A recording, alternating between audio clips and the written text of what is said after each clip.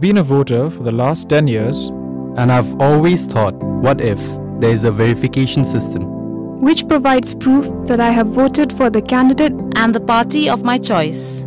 The voter verifiable paper audit trail of VVPAT is one answer to all my questions.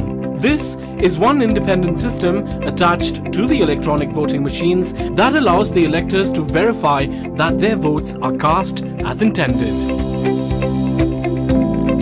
Press the blue button on the ballot unit against the name or symbol of the candidate of your choice. Look for the transparent window of the VVPAT. Look for the printed paper slip showing the serial number, the name and the symbol of the candidate of your choice. The slip remains exposed for 7 seconds, then it gets cut and falls in the drop box of the VVPAT. VVPAT, the revolution in the electoral world. this is a good thing.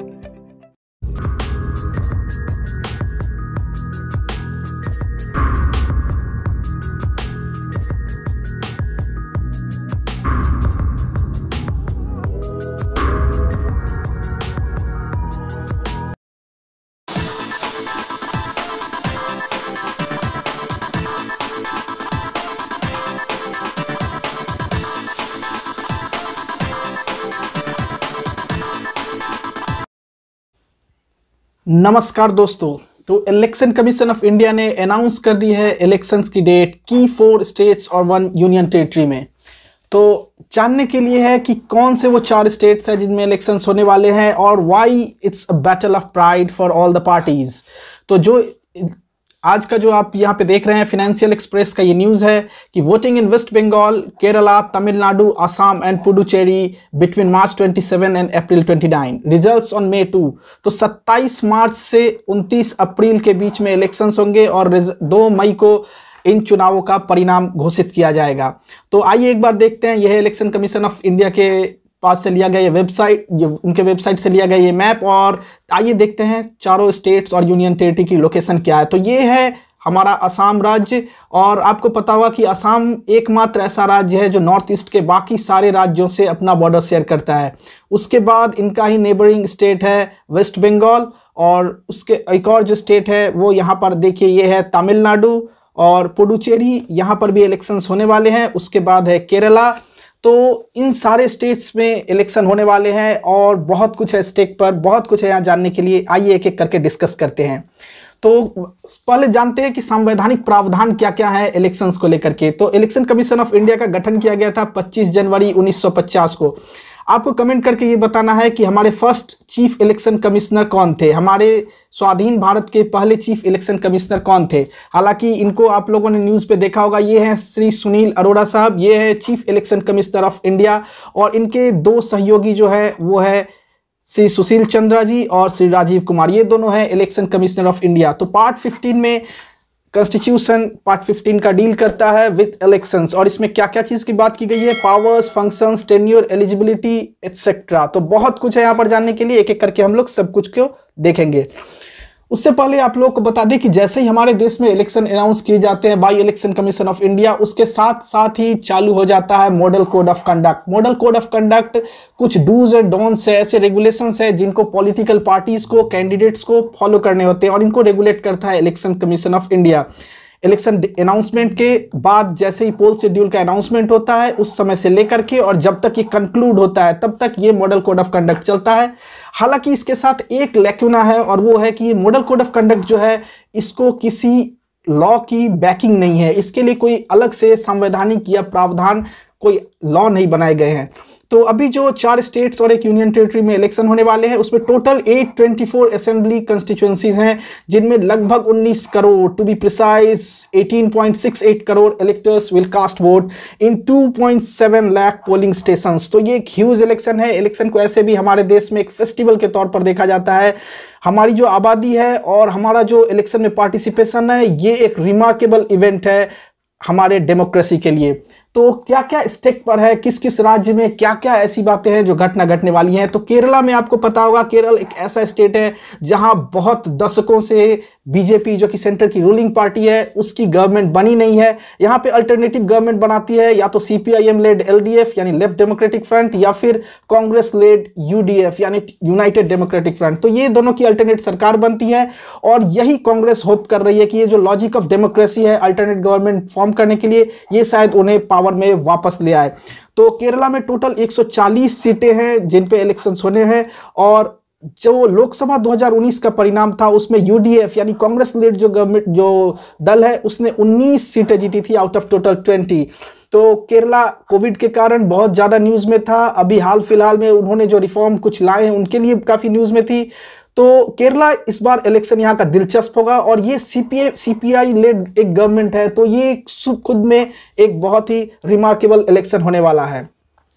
इसके बाद discussion करते हैं तमिलनाडु को लेकर के। तमिलनाडु में 2016 में एआईएडीएमके ने गवर्नमेंट फॉर्म की थी। उस समय जयललिता जी थी, उन्होंने वो सीएम बनी थी। जयललिता जी के निधन के बाद इनके बीच में इन फाइटिंग्स काफी चरम पे थी, बहुत ज्यादा ये राइज हुई। आपको पता होगा शायद वो घटना, वो पनीर सेल्वम वर्सेस जो अभी के जो वहां के सीएम है पलानीस्वामी, इनके बीच में काफी ज्यादा टसल हुए थे। और हालांकि बाद में पलानीस्वामी ने अपना गवर्नमेंट जो है वो बचाया और उन्होंने एक स्टेबल गवर्नमेंट फॉर्म किया था। लेकिन जैसे जैसे इस समय बढ़ता गया, 2019 के जो लोकसभा के रिजल्ट्स थे उसमें डीएमके ने बहुत ही राइज किया अपने सीट्स को और ये जो कांग्रेस इनको असिस्ट कर रही है, तो ये दोनों एक बहुत बड़ा थ्रेट है इस बार एआईएडीएमके के लिए। हालांकि यहाँ पे बीजेपी भी अपना रास्ता खोज रही है कि वो भी किसी तरह से एक मेजर पार्टी के तौर पे यहाँ पर उभरे और देखने की बात है इस इलेक्शंस का क्या होता है। हालांकि 2019 का जो आप रिजल्ट है वो देखिए लोकसभा का, उसमें डीएमके ने अकेले 23 सीट जीते थी और जो यहाँ पर कांग्रेस थी उसने 8 सीट जीती थी, कम्युनिस्ट पार्टी ने 2 सीट जीती थी और एआईएडीएमके जो वहां पे भी रूलिंग पार्टी है उनके खाते में सिर्फ 1 सीट आई थी। तो इस बार का इलेक्शन वहां पर भी बहुत दिलचस्प होने वाला है। इसके बाद जो डिस्कशन का बहुत ज्यादा हॉट डिस्कशन का सीट है, जो स्टेट है वो है असम। यहाँ पर बीजेपी पिछली बार पहली बार गवर्नमेंट फॉर्म की थी, नॉर्थ ईस्ट स्टेट है ये, और यहाँ पर सिटीजनशिप अमेंडमेंट एक्ट की बात हो तो ये बहुत ज्यादा इस बार इन्फ्लुएंस करेगा इलेक्शंस को। बीजेपी ने ये जो एक सेंट्रल ने एक एक्ट पास किया था, इसके लिए लेकर के यहाँ पे बहुत सारे रिवोल्ट टू प्रोटेस्ट हुए थे और बहुत सारे लोग नाखुश थे। हालांकि जब 2016 का असेंबली इलेक्शन हुआ था तो वहाँ पे नरेंद्र मोदी जी ने खुद इसको इलेक्शन कैंपेन को लीड किया था और यहाँ पर 126 में से 60 सीटें खुद बीजेपी ने अकेले दम पर जीती थी और उनके एलआई को मिलाकर के ये संख्या बढ़कर के 86 पहुंच गई थी। तो ये भी इलेक्शन कैंपेन बहुत जबरदस्त होने वाला है और यहाँ पर देखने की बात होगी कि क्या बीजेपी अपने इस पोजीशन को रिटेन कर पाती है नहीं। ये द इकोनॉमिक टाइम्स का एक आर्टिकल है जहाँ पे लिखा है Assam assembly elections, identity politics picks up force ahead of BJP big wigs visit. तो ये जो आइडेंटिटी पॉलिटिक्स है ये सिटीजनशिप अमेंडमेंट एक्ट के कारण ही सुर्खियों में रहा था और यही इस बार बहुत ज़्यादा इन्फ्लुएंस करेगा इस बार के इलेक्शंस को। आपको पता होगा आसाम में जो बांग्लादेश से आए हुए जो लोग हैं उनकी संख्या भी बहुत ज़्यादा है और यहाँ पर ऐसे भी अदर जो माइनॉरिटीज़ ग्रुप है उनकी संख्या भी बहुत ज़्यादा है, तो उनका भी रोल यहाँ पर बहुत ह्यूज होने वाला है। इसके बाद एक और टॉपिक जो अभी लगातार सुर्खियों में रहता है वो है Mamata Banerjee versus Narendra Modi, that is the state of West Bengal. West Bengal में पहली बार बीजेपी जो है ये राइज पर दिख रही है। यहाँ पर इन्होंने लोकसभा के इलेक्शंस में जो इनका संख्या ये 18 सीटें इन्होंने जीती थी और यहाँ पे ममता बनर्जी लेड टीएमसी जो थी उन्होंने 22 सीटें जीती थी। ये जो टसल है ये बहुत ही ज़्यादा रोमांचक इस बार होने वाला है। इसको हालांकि फ्यूल किया गया है बहुत सारे रीजंस के द्वारा, हम लोग एक एक करके देखेंगे क्योंकि यहाँ पर वोट पोलराइजेशन की जो पॉलिटिक्स है ये बहुत ज़्यादा सुर्खियों में रही थी, बहुत सारे मीडिया ने इसको कवर किया था और ये देखने की बात है कि क्या ये जो कम्युनिस्ट पार्टी लेड गवर्नमेंट जो थी 2011 में जब इसको टीएमसी ने टॉपल किया था, ऑल इंडिया तृणमूल कांग्रेस की सरकार बनी थी 2011 में, उस समय भी एक ऐसा ही माहौल था पूरे पश्चिम बंगाल में। और जब ऑलरेडी बहुत सारे लीडर टीएमसी को छोड़ करके बीजेपी में जा रहे हैं और एक उम्मीद इन लोगों को ऐसी लग रही है कि शायद वहां जाकर के हम लोग बीजेपी के द्वारा गवर्नमेंट फॉर्म की जाएगी, तो ठीक यही 2011 वाला माहौल आज 2021 में पूरे पश्चिम बंगाल में देखने को मिल रहा है। अब देखने की बात है कि इनमें जो अदर मैटर्स है, जो इनको फ्यूल कर रहे हैं, जो इस पॉलिटिक्स यहाँ के पश्चिम बंगाल के पॉलिटिक्स को, वो सारे मैटर किस तरह से रिजल्ट्स में कन्वर्ट कर पाते हैं। तो देखिए 2019 का जो लोकसभा था उसमें आपको पता हुआ 18 लोकसभा सीटें जीती थी बीजेपी ने, टीएमसी जीती थी 22 सीटें, जो कि 34 जो उनकी पिछली संख्या थी 2014 की उससे 12 सीट कम थी। यहाँ पर जो सबसे हिटेड टॉपिक है वो है टीएमसी के एमपी है अभिषेक बनर्जी, ममता बनर्जी के नेफ्यू भी हैं, तो इनके ऊपर लगातार करप्शन के एलिगेशंस लगाए गए हैं। जो इनके पार्टी स्विचिंग जो की थी शुभेंदु अधिकारी ने, टीएमसी छोड़ करके वो बीजेपी ज्वाइन किए थे और तब से ये लगातार अटैक कर रहे हैं। तो ये एक खतरे का विषय है ममता बनर्जी के लिए। अब देखने की बात है ये कितने हद तक इस चीज को टीएमसी गवर्नमेंट टैकल कर पाती है। इसके बाद शुभेंदु अधिकारी ये बहुत हैवीवेट लीडर थे जो टीएमसी में एक स्तंभ माने जाते थे और वो छोड़ करके 2020 में चले गए हैं बीजेपी में, तो ये भी एक लॉस है। अब देखने की बात है ये लॉस वोट बैंक में कितनी हद तक परिवर्तित हो पाती है। उसके बाद लगातार करप्शन के एलिगेशन, चाहे वो कोल का स्कैम हो या फिर शारदा नारदा, बहुत सारे स्कैम्स के एलिगेशन है टीएमसी पर। वोट पोलराइजेशन एक बहुत बड़ा इशू रहेगा पश्चिम बंगाल के लिए, ये 2019 के लोकसभा चुनाव में भी देखा गया था। पॉलिटिकल स्विचिंग्स ऑलरेडी बहुत सारे हो चुके हैं, इसी बीच में बहुत सारे लीडर्स ऐसे हैं जिन्होंने रिफ्रेन किया है to contest the election from the TMC seats, तो टीएमसी पार्टी टिकट। सो ये देखने की बात है कि इन सब चीज़ों को अकेली ममता बनर्जी कैसे टैकल कर पाती है। ये आपको पता होगा कि ये एक ऐसी सीएम है जो अकेले दम पर लड़ रही है इलेक्शन और इनका ये दावा है कि हम इस बार भी जीतेंगे। हालांकि इन्हें जो असिस्ट कर रही है एक ऑर्गेनाइजेशन जिसका नाम आईपैक है and it is the Prashant Kishor owned company. तो इनके द्वारा ये पॉलिटिकल कैंपेन रेगुलेट किया जा रहा है ममता बनर्जी का।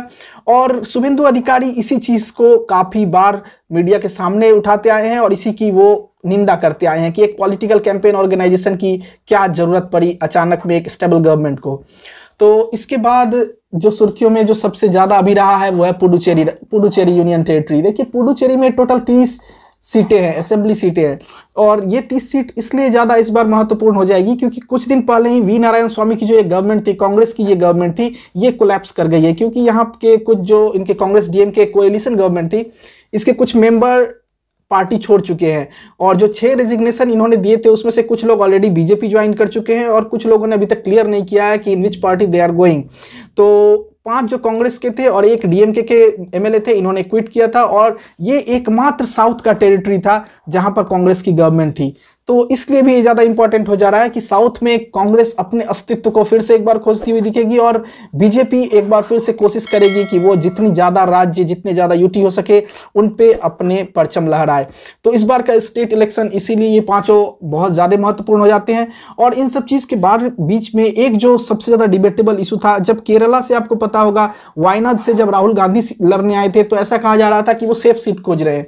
तो कांग्रेस ने इसका उत्तर देते हुए कहा था this is not a game of safe politics, rather the then president of the Congress party, he is trying to build और organise Congress in the southern states. तो इसीलिए देखिए पुडुचेरी हो, तमिलनाडु हो, केरला हो, ये तीनों जो यूटी और स्टेट जो है ये तीनों ये बहुत ज़्यादा महत्वपूर्ण होते हैं कांग्रेस के लिए क्योंकि कांग्रेस इसके ऊपर बहुत ज़्यादा जोर दे रही थी और वैसे भी वो बहुत ही ज़्यादा कम संख्या में स्टेट्स में है, बीजेपी बहुत ज़्यादा संख्या में स्टेट्स में है। तो कांग्रेस कोशिश करेगी अपने संख्या को बढ़ाने की, अपने स्टेट्स के जो संख्या उनको बढ़ाने की।